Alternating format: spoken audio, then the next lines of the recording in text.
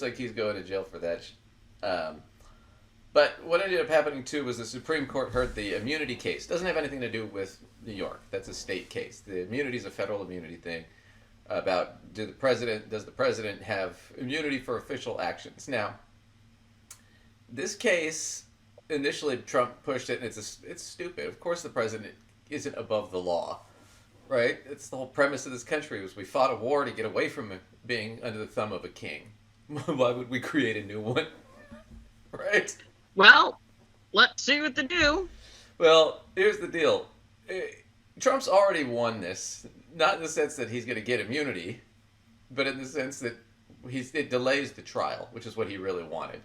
And the Supreme Court basically rolled over, capitulated, and that's what they're doing is delaying the trial, because they don't want to deal with this before the election.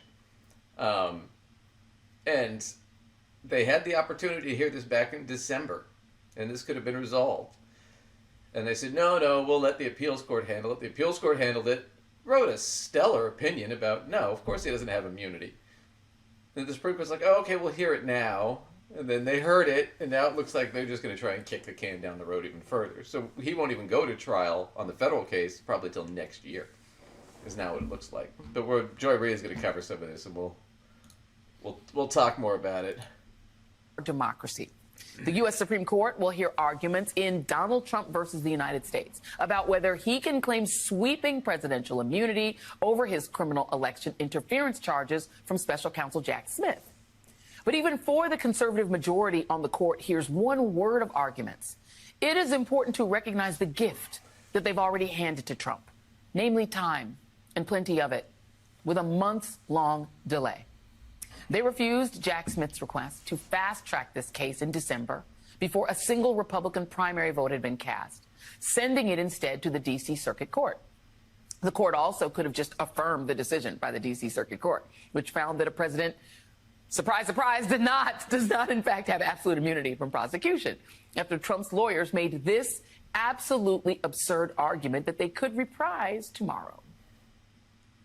Could a president who ordered SEAL Team 6 to assassinate a political rival who was not impeached, would he be subject to criminal prosecution? If he were impeached and convicted first. And so your answer is no. My answer is qualified yes. Instead, this 6-3 right. So that's just insane.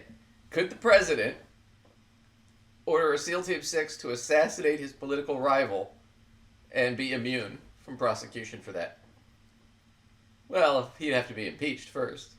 So wait, so we need 2/3 of the Senate to impeach him first before we can convict him? Well, it's a qualified yes. So no, he can't be fucking charged, is what you said. It got worse at the actual Supreme Court. They brought up, all right, what if this hypothetical president, because the Supreme Court would not touch what Trump did, which is like, heaven forbid, the highest court in the land adjudicate something for a fucking change. Yeah, no kidding. So they wouldn't even listen to that. So they were like, okay, this hypothetical president, what if this hypothetical president tried to commit a coup and use the military against the people? Would he be immune from prosecution for doing that? And they basically said, yeah. If it was an official duty, well, how did you define that as an official duty? Well, overthrowing the government is an official duty. Anything could be an official duty. I mean, I think they're really defining official duty as anything that he does while he is in the position. Well, they can't rule on it now, because if you rule on it and say, hey, I mean, if they rule on it now, then he goes to court, which they don't want to happen. They can't rule that he is immune, because then Biden could just have him fucking killed or arrested. And it could stop Biden, because he'd be immune. Right? So they have to try and kick this down the road. And Alito and Thomas especially are praying that Trump gets reelected, because then they can retire. Because if they retire now, then Biden gets to select who their replacements are, and they basically flip the court back to a more moderate court, which they don't want to do. So, right. Yeah, all of it's all shit. And, you know, this is what's so fucked up. The immunity case of a president, we're talking about Donald Trump. We're not talking about Biden. They're talking about his immunity. 3 of the justices were selected and appointed by him. One of the justices, Thomas's wife, is involved in the insurrection on January 6th. And nobody even thought of the word recusal.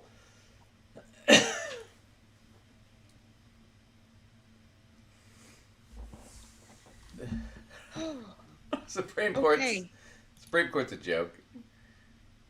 You don't have Sadly, yeah. Yeah. We don't have a Supreme Court anymore that's worth talking about. So that's what's going on with that.